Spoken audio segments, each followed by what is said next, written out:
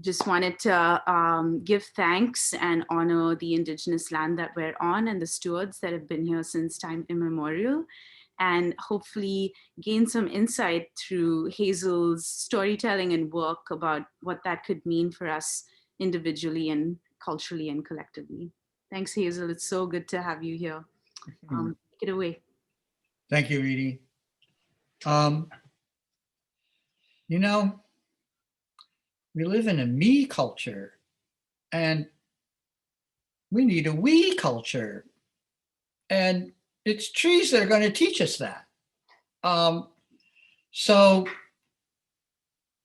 one of the things that I think Matt may remember is I have 3 phases of change: quick fix, retrofit, and ultimate. And most importantly, we should think about ultimate so that we don't make mistakes in the quick fixes and the retrofits.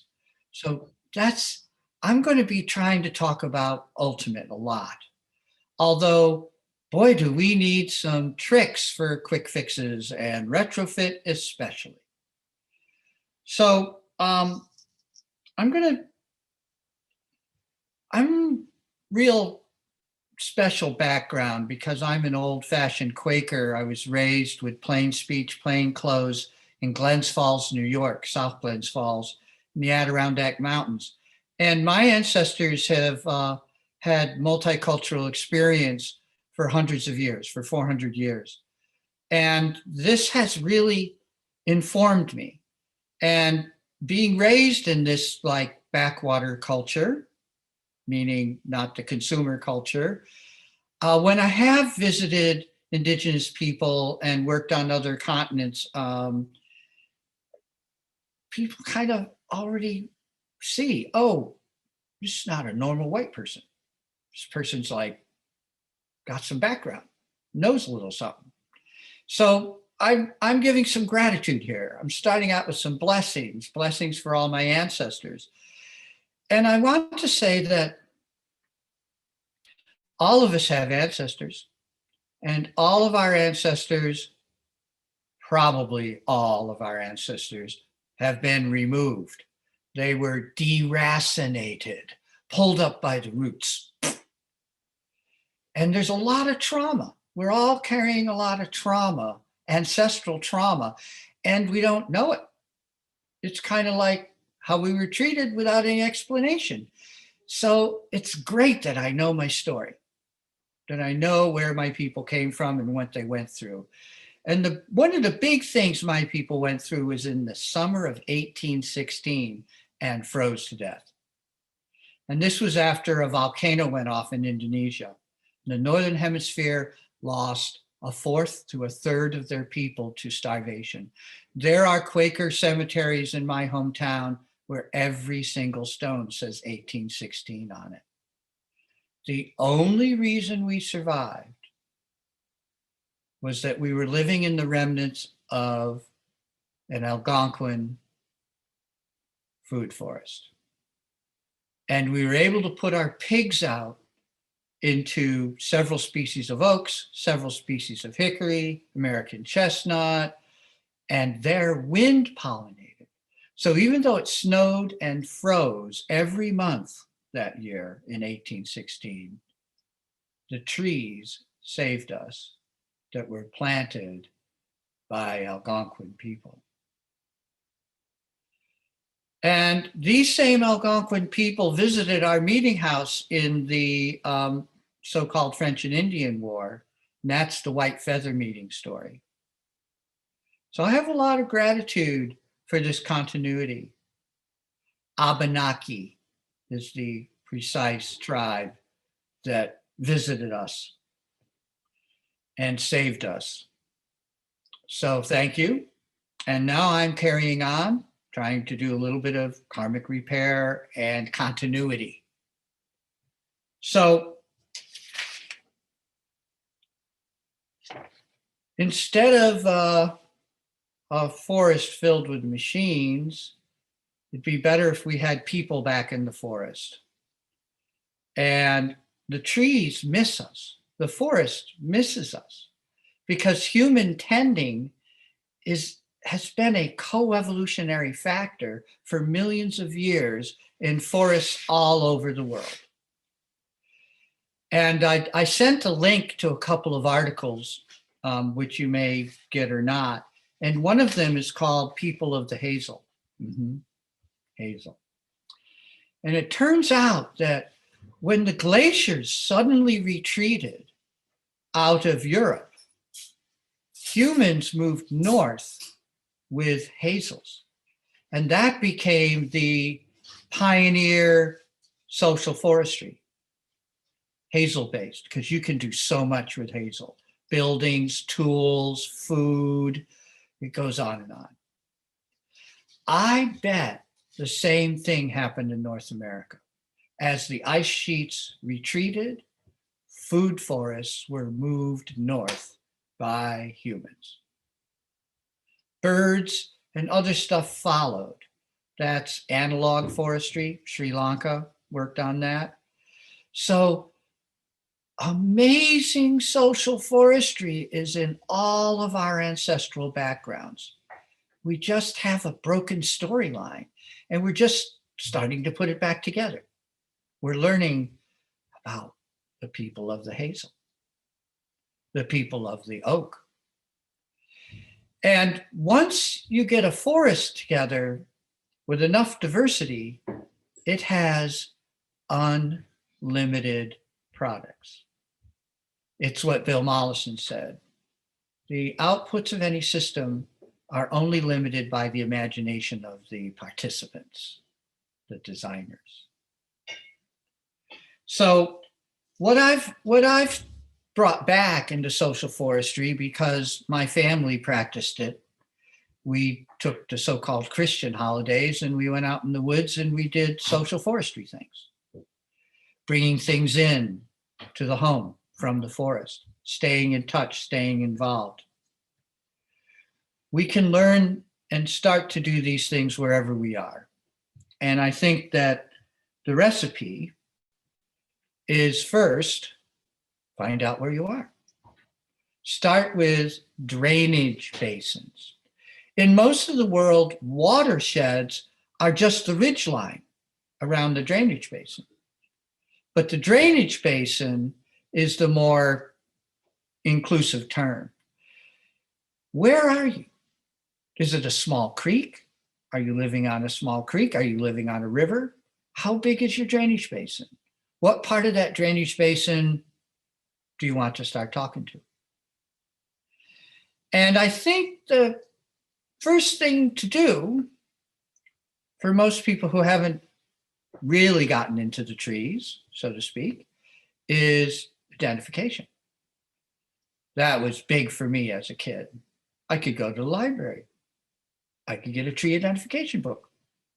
It talked about twigs in winter, talked about bark, talked about a whole bunch of other things.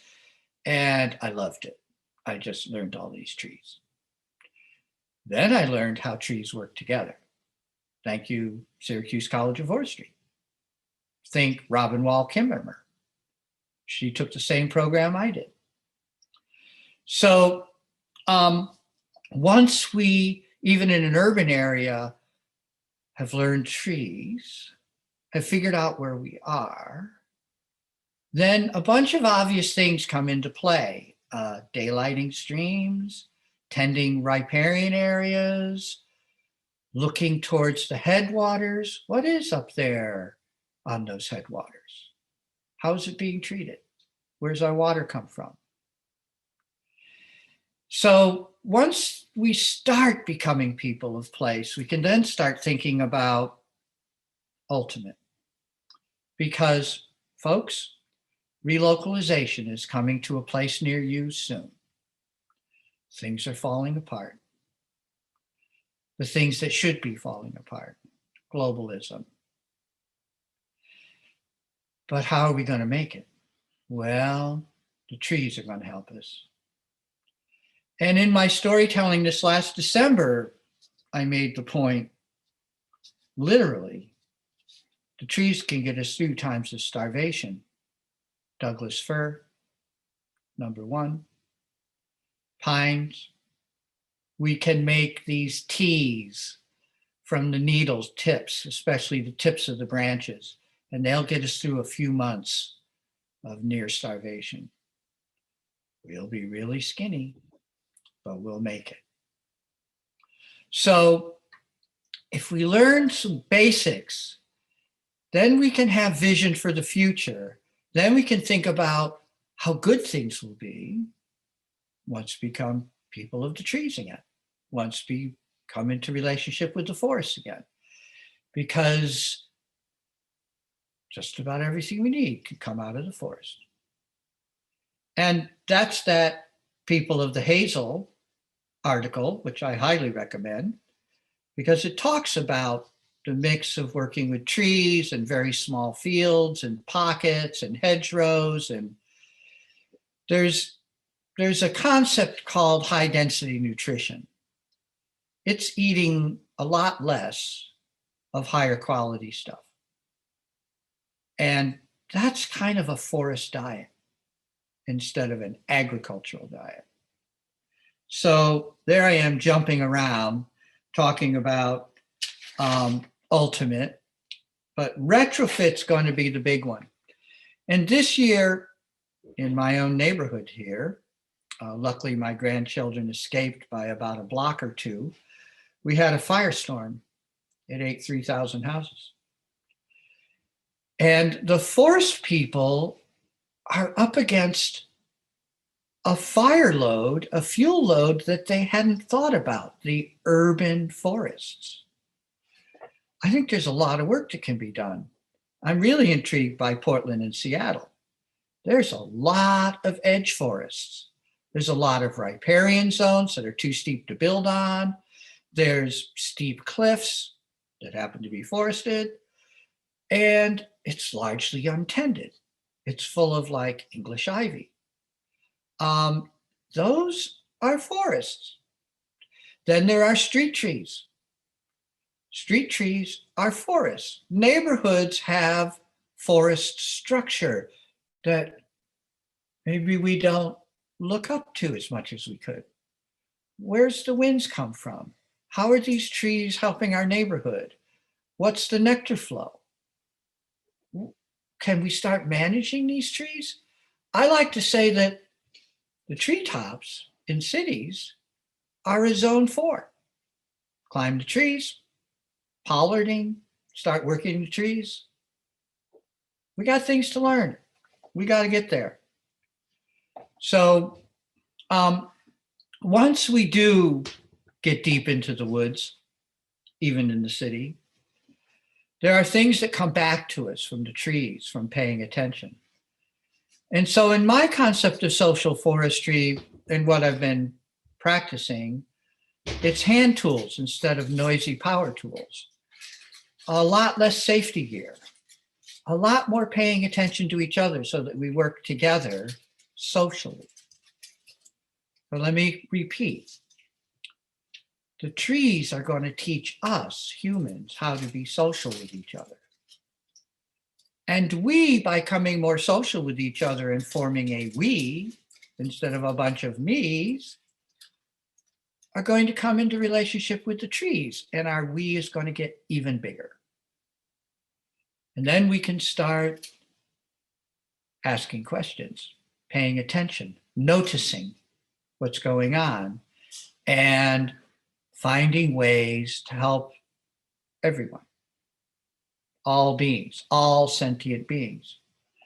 And the way I suggest to do this in transition, once you've figured out where you are and you've learned the trees and you've learned some important stuff about who the indigenous people were, what territory you're in, what happened there, what do the old treaties say. Once we get in that deep, we can then start forming watershed councils or drainage basin councils. And those are sort of like shadow governments, but they're actually just a forum where we can bring all that we have together and start talking and start collecting the stories. Because all of us, no matter who our ancestors were and how many times we've been removed, or how long we've been in the Pacific Northwest. All of us have something to offer. We all bring something to the table. So that's another part of this, the human social part of this, is that I've kind of reinvented guilds. So I have Sawyer's guilds, herbalist guilds, basketry guilds, the bodgers, the charcoaliers, people who make charcoal, and a number of others. And these guilds can be gender focused, but not gender exclusive. And some of the things I've discovered is that we have biological characteristics that co-evolved with our ancestors living in forests. All these so-called identity issues, I think, are biologically co-evolved specialties, abilities, passions, and that each of us can discover those passions. This was done for me in my Quaker meeting. The elders saw that I was an in-between, and they said, oh, here, we'll teach you to deal with plants and trees. There's something for you to do. So I was led. And when we have culture in that ultimate future that we look forward to, the elders will be watching the children closely. Look at that kid. Let's send him off to Auntie so-and-so. Make these connections. So all of us without these intact cultures, are still discovering who we are, because that's one thing the me culture has done. It's given us a lot of tools for understanding the diversity of being human. But then we can discover that this diversity is clumpy, patchy, and we can start understanding, we could have these like guilds that we could work together with, that are people that we could understand. I have a colorblind son. Colorblind people are mostly boys. Turns out they can see through camouflage. Turns out a hunting party is usually about 7 or 8 men. Turns out 1 out of 7 or 8 men are colorblind. How did that happen? That's what I mean by coevolution. And I could go into other examples, but I only have an hour here today. So that's one example of how I've been thinking about this. So then, if the guilds are working together, they have a sequence in the woods. Who goes in first? At what time of year? Who do they talk to next? How do the guilds come together in these drainage basin councils? And how do they coordinate the year's work? Again, luckily, we have some resources. I highly recommend Ishi, The Last Man. That was Ursula Le Guin's parents, the Crobers, who talked to and figured out the language, the Yahi or Yani, I think, language. This was a tribe in the foothills east of Chico in Northern California. We now have quite a few people in the queer culture who have learned about hoop culture from a person who has just passed, Phoenicia, and from others. So there's a number of streams coming together. All these things, all these learnings, all our ancestral knowledge and stories are like converging into this complexity of social forestry. We got to capture a lot of carbon. We got to hold some climate back. We've got to put the forest back on the ridge lines. A lot of big mistakes were made in capitalism, industrial extraction. but we know how to repair them. The timeline's pretty long, especially with trees. But we do have the science. We do have the stories. We have the artwork. We have the songs. We can come together. But it takes that building of culture. And I think that's our big challenge, is building human cultures of place. This is not easy. But Rain Crow and Bolad's Kitchen are teaching mostly white people to get back in touch with their background. Let me repeat, we all are carrying ancestral trauma. We're all carrying personal trauma because we're in this capitalist, extractive, divisive system. We need to deal with our trauma. Turns out one of the best ways to deal with trauma is called forest bathing, like getting out in the woods. So, see how there's strings, there's threads coming together, weaving an idea, weaving a way that we can do this? Gotta look at my notes once in a while. I want to put out some of the poetry of this because the first one comes from Quakers. Continuing revelations. Knowledge is being gifted to us in an ongoing way. We just have to notice. Now, best if we're individuals and we think we've received some knowledge, something new, some insight, best we take it to council. The elders may have some stories that will help us put our experience, our personal experience, into some context. But once we start realizing that amazing things happen in the forest and that we get talked back to, this is my big experience living in the woods and doing social forestry. I get bossed around by the wildlife. I'm the pet. I don't keep pets. The wildlife keeps me. And they're like giving me orders all the time and tickling me and being nice to me. Nice human. Could we have a little more fire? Yeah, that kind. Yeah, over there. Thank you. So I like to call that becoming present. Forest bathing again. I like to talk about serendipitous encounters. Whoa, did that bird just actually talk to me and like tell me something? Like give me orders? Oh my God, I think so. All right, I'm going to pay more attention. All the knowledge is here.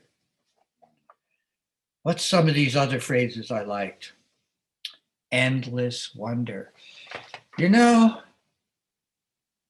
complexity is bigger. It's way bigger than we are.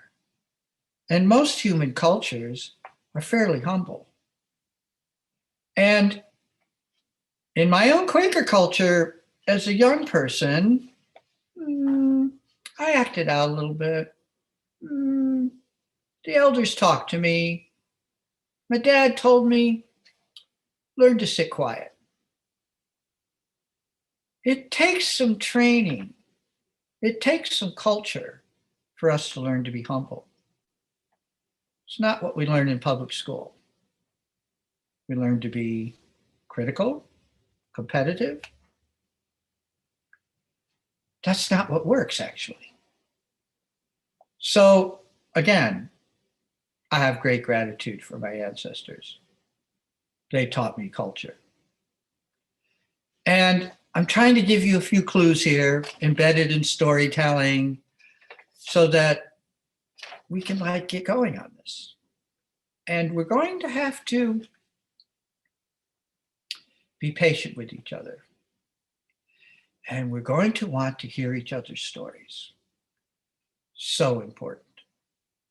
Wherever we have ancestral threads and we know something about our background, there's wisdom embedded in that. And that's wisdom about being humans. It's a little deeper to get to the wisdom of being humans in the forest. But let's start with becoming more human. Thank you, Quakers. I appreciate that. I highly recommend this book, Shell Game by Jerry Martien. It's a piece of work. Work your way through it. In there, there's a wonderful story about indigenous people having been colonized in upstate New York, the Seneca, having the white people come in and turn their lives completely upside down. And then the Quakers came in and gave them a little cover. And then the Quakers noticed all this artwork. And then we found out that the Seneca, I believe it was called Little Brother's Way, were starting to work through their dream life and putting it back together. Indigenous people all over the world are putting it back together because they have a thread. They have a tapestry they can tie into. And they have knowledge about place if they haven't been moved too far away. And there's a lot of information on, for example, bark paintings, stick carvings, art, like I'm talking about with the Seneca. This is way more powerful than alphabets. Alphabets are a problem. So calligraphy, ideogrammic languages, these things carry stories. In my Quaker background, our language, our English language is phraseologies. Is thee well, friend? Walk in the light. Every time as a kid you hear these phrases, you go, oh, that's that story. So phraseologies are shorthands for complexity. And most of the indigenous language of people who are in place that I've been lucky to hear a little bit about are phraseologies. They're not atomized words, broken up English. English has been downgraded for commercial reasons. That's why it's the world's language now. It's like lost its reality. It's become so abstract. And the Quakers hung on to the pronoun structure, the phraseologies, all the stories they could. And I have a lot of gratitude for this. And I've been trying to hand this on. Let's pay attention to stories. Let's get the kids into these stories. Let's get the kids out on pilgrimages into the forest. Year after year, this story for this tree or this pool of water, for this flower, it's called a trillium. It has threes. So that's what's big for me. This is about moving into relationship with places. So I think we should all think about dedicating ourselves to some place so that we can relate to other people of place and so that we carry that placeness with us even when we travel. And that's some work. Let's move on in my notes here a little bit. I'm interested in how we're going to replace consumerism. My joke is that the biggest impediment to social forestry is the plastic bucket. It's just too handy. And it's really hard to replace with wooden buckets. That's a guild. The Coopers Guild, making barrels and buckets and containers, boxes, tight things. That's good stuff. So another big part of being people of place is that people can tell where you're from because of your clothes or your ornamentation. These are my white oak ear cuffs. Some of my friends know a lot of stories about these ear cuffs and about the white oak, because it turns out the white oak tree is central all across the Northern Hemisphere in many, many different cultures. The Japanese tea ceremony, white oak charcoal. The triple goddess in Europe, white oak. Acorn woman in North America, white oak. Why is white oak so important? Because of something that's called implication, which is sort of the theme of what I'm talking about tonight. Implicate, folded together like the petals in a rosebud about to open. Implication, how many ecological relationships do you have? Well, the white oak has more implication, more relationships than any other tree we know so far. And all these storylines, all these indigenous cultures knew this. And so white oak became the teaching story. This is what's important. The number of relationships you have. That's wealth. Because you can eat this if you run out of that. You know where to go to get knowledge. You know what tree to sit with. Implication. It's a great, great, great idea. There isn't just watersheds, there's fiber sheds. One of the things I tell people, first thing to do is stay home and dress up. And by dressing up, I mean a lot of different things. But one of them is, can I tell where you're from? What are you wearing? And what kind of clothes are there? What kind of work do you do? I see. So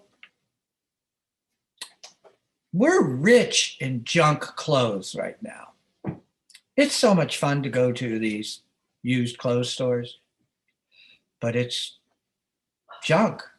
It's consumerism. So let's think about our fiber sheds. Let's start wearing the clothes that are meaningful and that work and that last a long time and that are appropriate for working in the forest. And that varies from place to place. So this is all material that I'm talking about here.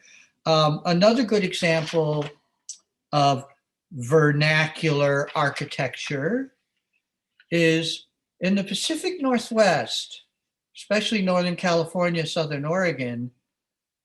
Douglas fir is timing out. Species migrate. They're under trauma too. They have to move north. They have to move on to the cool side of the mountain. We've got a lot of Douglas fir that we could be using for building. I don't think we should have sawmills anymore. I think we should be doing nothing but pole building. This is how we're doing it. What's happening in the forest? What's changing? Are we noticing? What are the gifts out of that? What gifts are coming forward to us from change? Because change is big. It always has happened. All of our ancestors have gone through change and made adjustments. So Douglas fir right now is a gift opportunity. We need to learn a whole new way of building. And we want our buildings to last a little longer too. And we want to live in ways that fire is friendly with. I'm going to get to that in a moment. Oh, yes. Ornamentation, similar, vernacular ornamentation. These ear cuffs. Okay, I live in a white oak savanna. I'm showing my allegiance to that ecology. I'm wearing my place.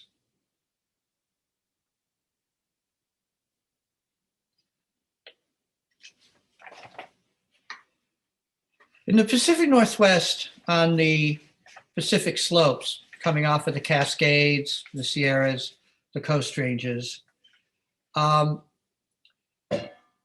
we don't have a lot of new soils, glacial laid soils, volcanic laid soils. We have uplifted ocean bottom. We have geologically old rocks, metamorphized rocks. And it has taken an ecology, a special forest, to sequester the nutrients to keep a forest growing. So storytelling wise, I like to talk about 3 icons. And these are icons we should be telling a lot of stories about: beaver, fire, and salmon. Salmon absorbs all these nutrients as babies, as smolt in the creeks. Then they go out to the ocean with nutrients that are being leached out of the forest, down the river systems, into the ocean. Then the salmon eat lots of crustaceans, which are very high in phosphorus. Well, phosphorus leaches out of the forest faster than most other nutrients. Then the salmon heroically swims back up the river and dies at the headwaters, dumping a whole bunch of phosphorus, amongst other things. That's called closing the loop. And that loop lore, that's the nature of stories. They're loopy. And we need to understand some pretty big systems. So beaver, they trapped out all the beaver, the Hudson Bay Company, especially in Southern Oregon. Now the poor beaver are homeless. They live on the river channels. They don't get to build villages and culture. And so we need the beaver back in the headwaters so that the salmon can keep going. And we need to take the dams out so the salmon can come back, or the forests are going to fail and will fail. So there's big things here. And then fire. Cool fire. This is what Dennis Martinez taught me. Pima tribe. Cool fire, underburning, regular underburning, not these giant conflagrations that completely remove the forest and kill the soil and everything else, but regular burning. Again, in my neighborhood, they found this giant cedar stump and they cross-slabbed it. And they found records hundreds of years ago of regular Indian burning every 3 to 5 years. Oh, that's important. Now I know what the schedule was where I live. So I'm trying to do that every 5 years. Once I've done the hard work of taking out the brush that has grown up since the Indian burning stopped 150, 200 years ago.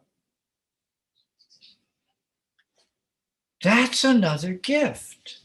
We have all this overgrown standing fuel in brushlands and overstocked forests, and we can convert some of that stuff to support ourselves while we're doing the work of beaver, salmon, and fire.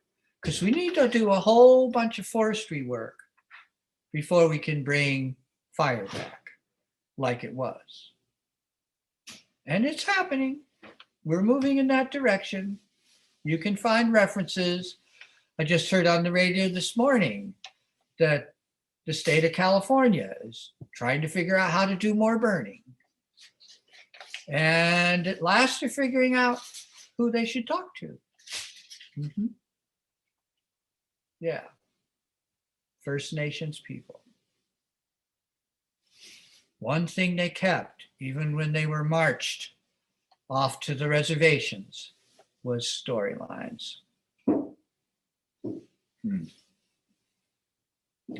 So, again, we have science now. We have come from all parts of the world to the Pacific Northwest, bringing ancestral wisdom with us, talking to First Nations folks who are getting stronger by the day, coming back, bringing with them spirit, knowledge. All of us working together are necessary to do this retrofit, to get close to ultimate, to get close to back to ultimate. And ultimate is not fixed, it's resilience in the face of change. Mm-hmm. There have been some big changes in the last 10,000 years. There's a lot to learn. And we're going through big changes right now, but there have been bigger changes, and there may be bigger changes coming. Where's that resilience come from? Traditional ecological knowledge, scientific knowledge, cultural knowledge, but mostly actually being out there, paying attention. This is our work, and we can start doing that. Maybe we're using bicycles to get out there. But the first place right now that it seems that we can do forestry is in these urban, edgy. I heard there was some big trouble in Clackamas County this last year. It wasn't just Southern Oregon. There were some big burnouts. Those were untended, abandoned forests. There's a whole bunch of organic farms with untended woodlots. One of my ideas is perhaps every farm and every forestry holding should have a camp so that hoop cultures can come through seasonally and help out and add to your culture. Those of you who are the caretakers who stay there in that one small side drainage, tending that forest. This is pretty interesting. We can do this. We're getting close. We can start moving out there. Hoop culture, again, that's from The Last Man, Ishi. Seasonally, we can move up in elevation as the season changes, and then down in elevation back to winter camp. And by the time we get to winter camp, we have brought with us craft materials and preserved foods so that we can tell stories all winter and make beautiful things. But the hoop culture is a large landscape culture. It moves through all these jobs at different elevations in different ecosystems with different dances, different songs, different colors, back to winter camp. So that's the quick definition of the quick idea of what hoop culture is. It's a culture that's semi-nomadic and that does work on extensive landscapes instead of these small holdings. Again, it's more the we than the me. And this is, like I've said a few times this evening, the big work. It's cultural work. Okay. So fuel loads.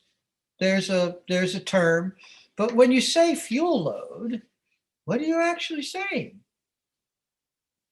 Look at it carefully. My experience is you don't want to take all the fuel load. You just want to take one or two species. And you don't want to do it all at once with heavy machinery. You want to do numerable entries until you get to the point where you can bring fire back in, broad scale fire.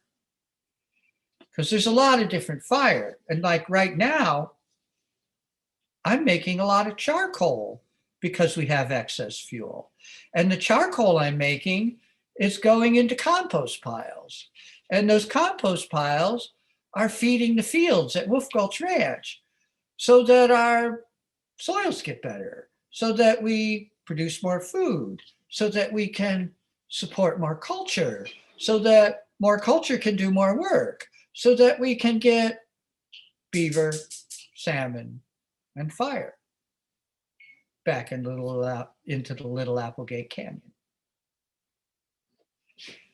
So there are things we can do right now. Charcoal's a big one. Charcoal scares me when it comes to massive reduction of forests just to try to replace fossil fuels.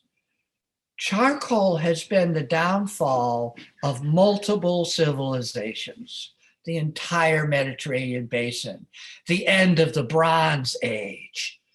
That was from clear cutting for charcoal, just so you could fight. Be careful. But right now, we have a charcoal opportunity done right, distributed, small scale.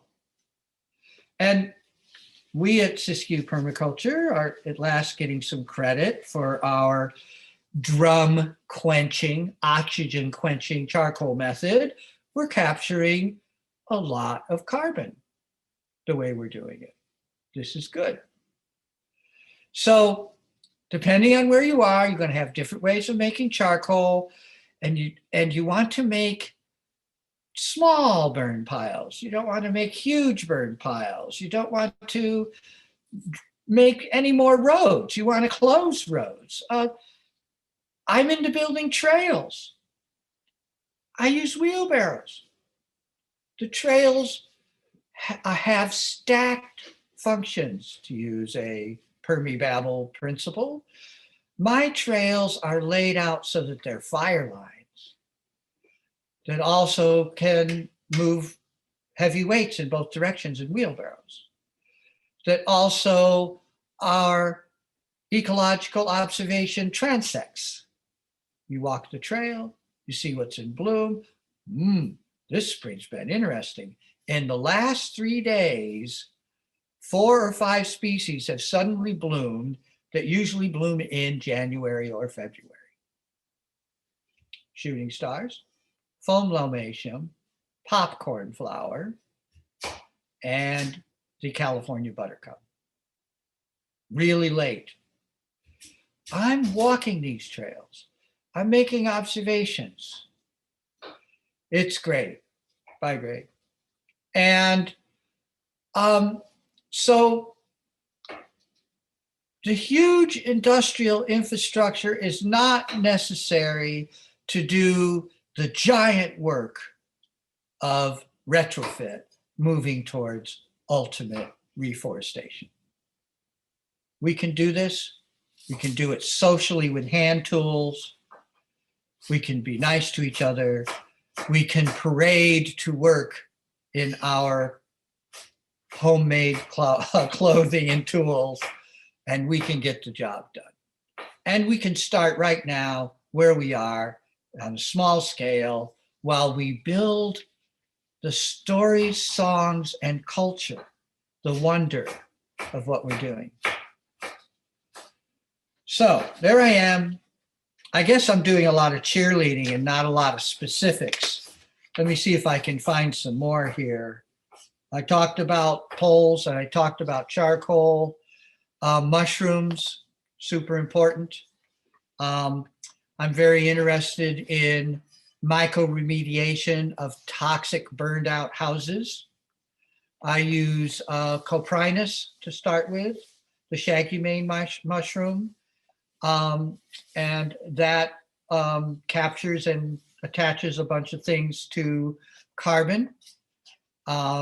So you put down a whole bunch of straw on the burnt out house site after you've taken as much of the toxic material out as you can. You inoculate it with the shaggy mane, which you get from horse stables on their mushroom piles. Then you move on to wood chips and you inoculate those with pleurotus. The pleurotus is I'm forgetting the common name for it. It's an edible mushroom that we all like to eat. Oyster, that's it, oyster mushroom. Thank you. And oyster mushroom is really good at breaking down petroleum products and highly toxic stuff. So with those two mushrooms, we can do a lot of remediation. And we can find those mushrooms in our forests. And we can start developing the carbon substrates to grow those out on. The pleurotus, and I think the pleurotus can be drum incubated with wood on wood chips. And I know that the coprinus, the shaggy mane, can be grown out in drums. So you can take a little bit of spawn, grow it out, and then you've got enough spawn so that you can start doing remediation. So that's a big thing. Mushrooms. Fermentation.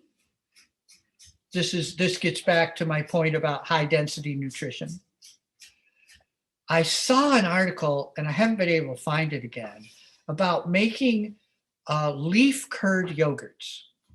I do know what trees we can make these from: birches, maples, probably Douglas fir again, pines, non-toxic trees. And these are macerated leaves, which we then inoculate with the right mushroom, I guess a yeast. And we make these leaf curds so that we're not cows, we don't have a double stomach, but we can do fermentation to pretend we have two stomachs. And then we can eat the forest, a whole bunch of stuff. So we have some things to learn about fermentation. And it delivers a great deal of micronutrients so that we can be strong and live long. I'm hanging in there so far. What else have I got here? Oh yeah. Seasonal diets, feasting and fasting. Very human, but not what capitalist commodity food systems want you to do. You know, it doesn't hurt to go hungry for a while. And then there's times of feasting. And the Bushman of the Kalahari, trying to remember the author for that, but he talked about feasting and fasting and what that looked like.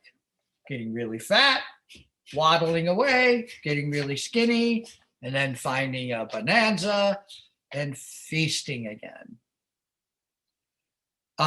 So human cycles, seasonal cycles, the year in seasons, festivals and celebrations that go with the seasons, that celebrate what's happening in the forest at this moment, or the next moment, or the next moment. Oh, did the kids love that stuff? You better believe it. I sure did. I was lucky to have it. We tapped 5 different species of maple in our neighborhood. We made a mess of our mom's stove, but we learned which maples were really, really good and which weren't so good. Don't even try box elder. Doesn't turn out too good. And then I just heard on the radio, and I'm not recommending it because it's a little high tech, they're taking sap out of beech trees and making syrup, but they have to use a vacuum extractor. No thanks. I'm good with maple. Big leaf maple on the West Coast. It's great. Makes a great syrup. All right, I covered those. I covered that. Humans adapting.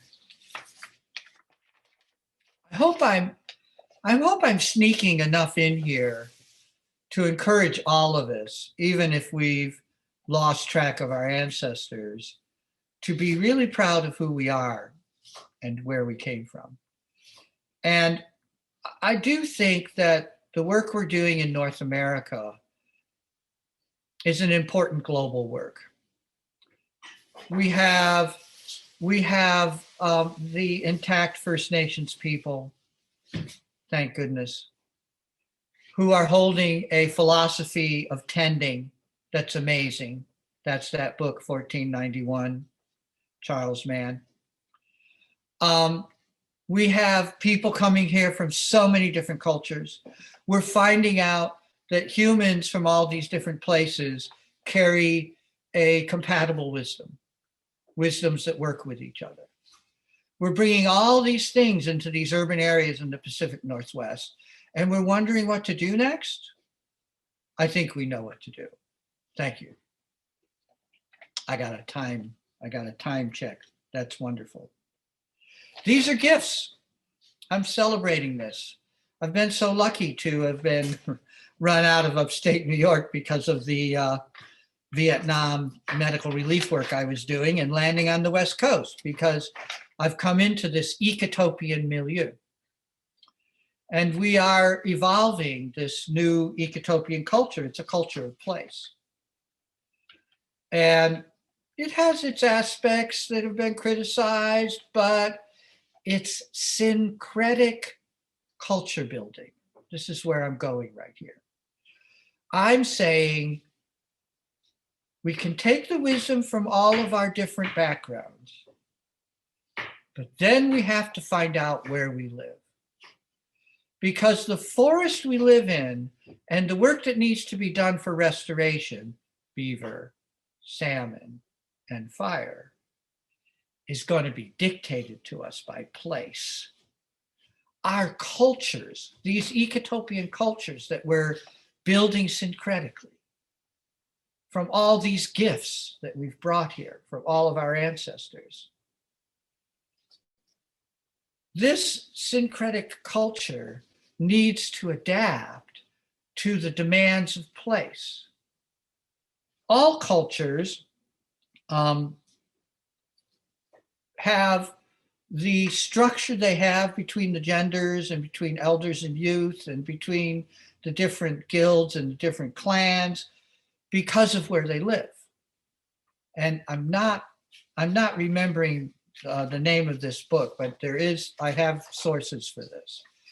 And some cultures have had to leave, right? Most of our ancestors were refugees. And they carried some wisdom with them and they carried some knowledge, but then they had to learn what to do where they landed. And so I'm repeating myself right there. But I do want us to praise that and to notice that and to dig deep into our own backgrounds and find this knowledge so that we can have a really big menu of ways to become we and to then come into relationship through social forestry back into it.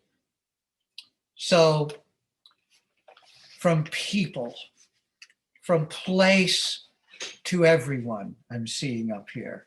That is what I'm saying, yes. Let's everyone come into it with our polyphonic gifts and being.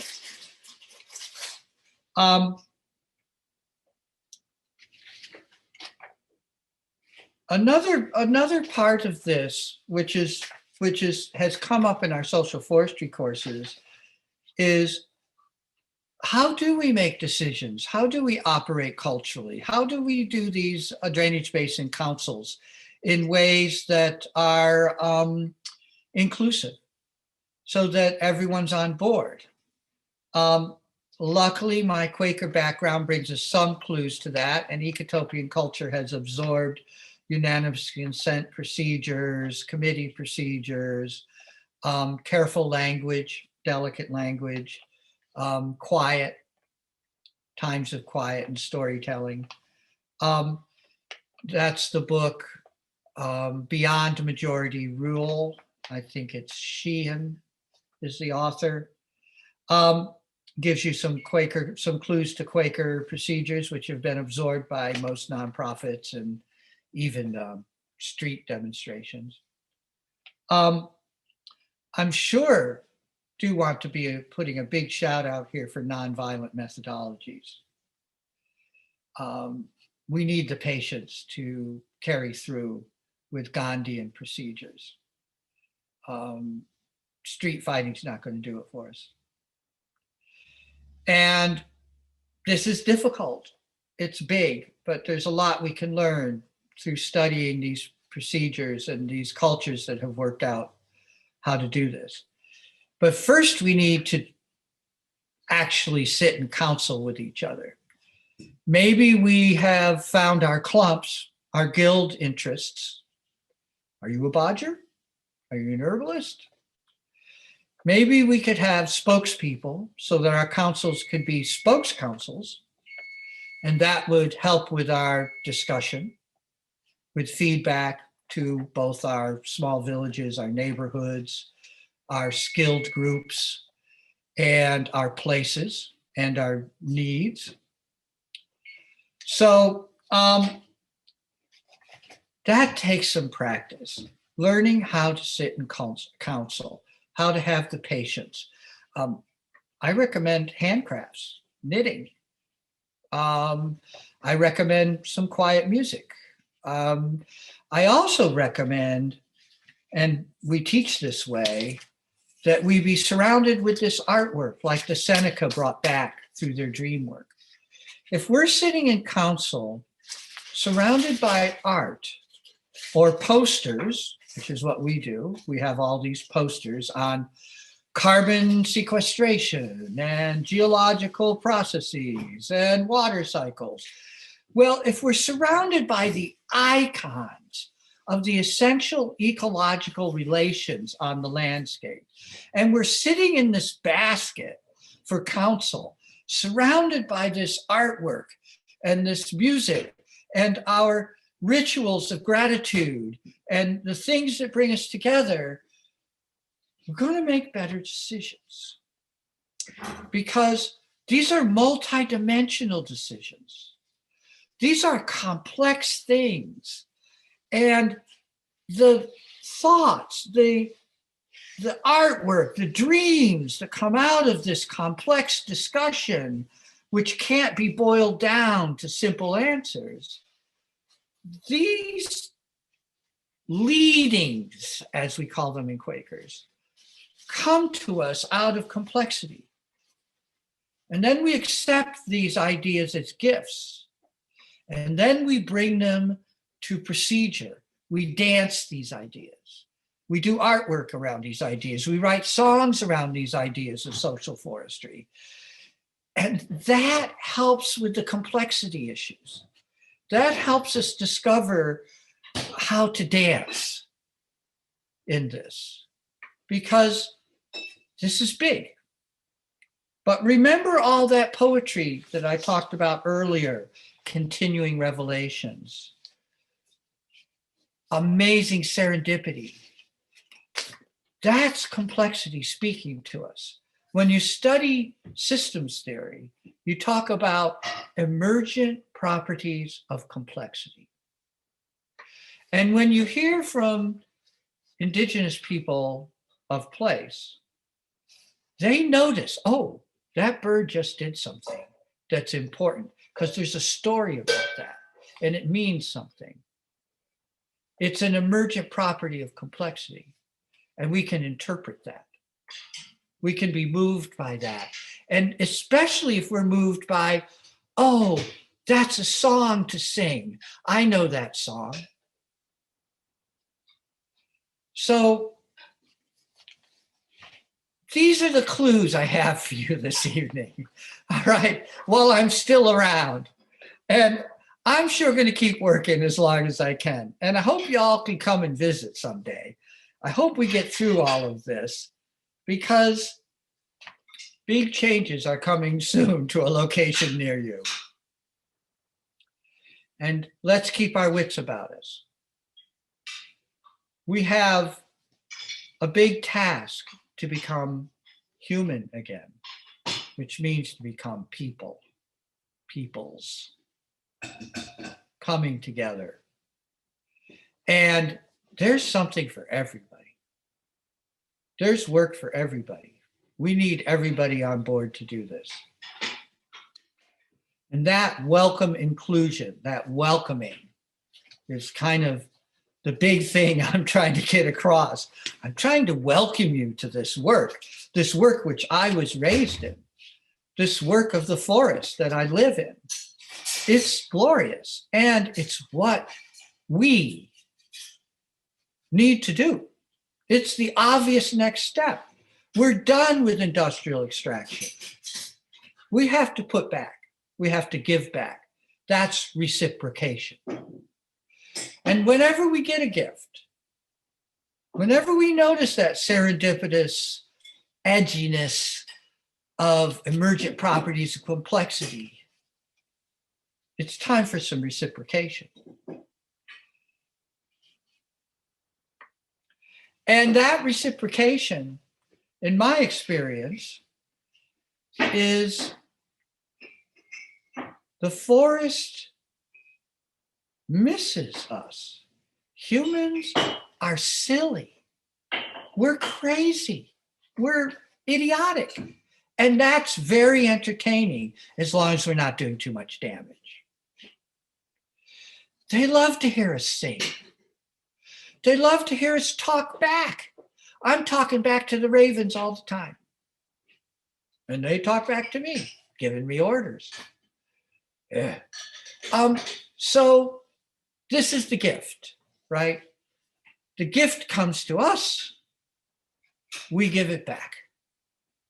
If we're aware of the value of reciprocation, we can become we.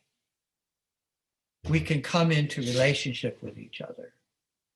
We can weave a fantastic fabric, a tapestry of hope, beauty, and ultimate thrivance, resilience.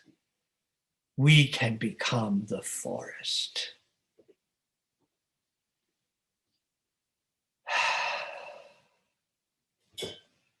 Go out and sit with the trees.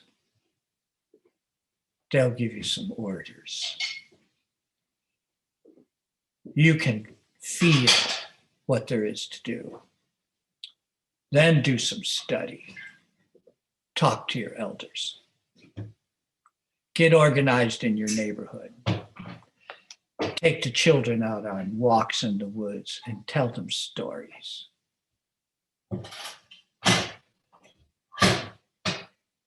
Humans are useful. We're part of this planet. We have work to do that's appreciated. The forest will welcome us. It misses us. Be good humans. Dream well, friends. Dance your way forward.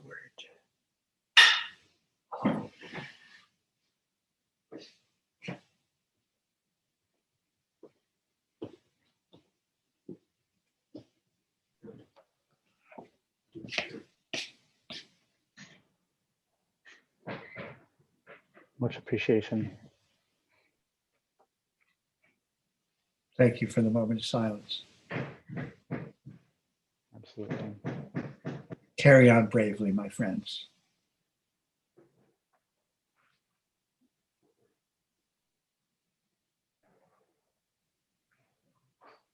We've got a little bit more time on the call, and did anything come up?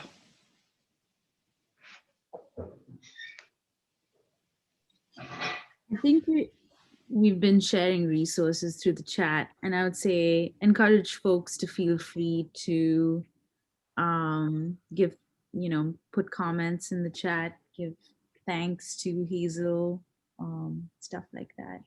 But was that what you meant, Hazel? If something came up? Or any, you know, anything you want me to say one more thing on or that came up. Mm.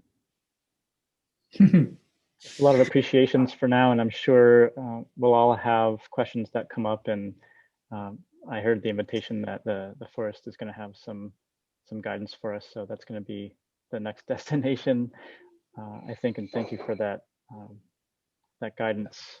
I'd like to just give you the opportunity to share with folks any learning opportunities that you might be offering in the future. We communicated a little bit about that. I know times have been abnormal and already abnormal times. And so what are you all hoping for if trends continue in a good way? SiskiyouPermaculture.com. And there you'll see, we're hopefully going to get a new website someday, but there you'll see articles and links to storytelling I've done, opportunities. We're going to try to do optical surveying this next fall.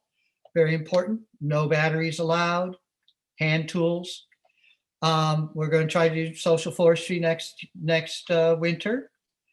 And I'm welcoming people who have worked with me before to come and visit, as we can do it safely as the weather warms up and we can be outside. And one of the things I didn't mention is community inventory. And there's an article that I wrote with Megan Fairman on community inventory that I recommend to you, that's on our website. And that's another way to build council, is the community inventory process. So do come visit when we get to the point that we can. And do go visit the trees, please. Thank you. Be wonderful. And climb a tree if you can. Huh? Get up in that tree. Yeah. If anybody's not on our mailing list. Thanks, Melanie. Yeah. Caught that. You have a mailing list, and is that from your website also? Yes. Yes. You can get on our website get on our mailing list by going to our website. Please do. Yeah. And we'll send you things once in a while. Thank you so much. Yeah, it's great. Yeah, thank you, Hazel. Stuff up here. Yes. I'll read these notes. Hopefully they'll be up a little bit. We can make sure that you get them. I can see, yeah, I can see it's nice. It's great. I had notes, I talked about some of it. If you like to see it, you can scroll up. Okay. The chat. Yeah, thanks, Melanie. I'm old fashioned. I'm just learning this stuff. Yeah, it's not easy, but we all got here. So I'm really happy that we all got here. And for folks that are in Portland, slowly but surely, we're creating more opportunities to get back engaged. I just wanted to mention really quickly some upcoming opportunities. I live at and manage Jean's Farm, which is along an urban watershed that drains a fairly big area of the Portland Metro. And a lot of these ideas, bits of them have been in practice, and I'm really inspired to implement more. And so be looking for upcoming opportunities. We take precautions and make sure that folks are comfortable coming here. And also, Rudy and I are directors with the City Repair Project, and we have the impetus for inviting Hazel was partly to open this up and partly to provide core content for the urban permaculture design course that we've been teaching online since November. And we're going to offer this again next fall. And so there's information on City Repair's website if you're thinking about taking a PDC or thinking about taking another PDC. And we also are part of a teaching team with a much shorter course. It's called the Village Building Design course.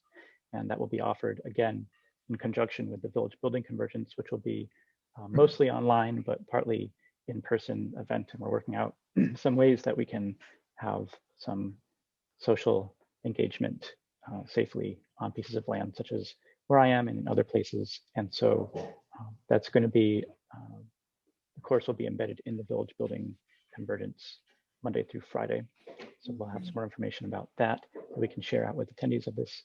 And Yeah, can't think of anything else right now that's relevant. So I'll just pass to Riddhi to close us out. Thanks, everybody. And thank you, Hazel and Melanie and team. Yeah, thank you so much. And, you know, someone, I'm not going to get Keerthi and David, you all asked about how do we do this without appropriating Native culture. And the answer to like, that's complicated. And so one piece that I'll say is that there are Native people actively stewarding place right now. So maybe how do we align ourselves so that we are in support of that happening? And also there's land back initiatives. So there's several different ways that I think that we can be in Indigenous solidarity. And so with that, I'm going to just say thank you so much and blessings to you all. Blessings to you, Hazel. It's great to see you even through the Zoom technology thing, and be well. Good night. Good Thanks, night. everybody. Have a good night. Dream wonderfully.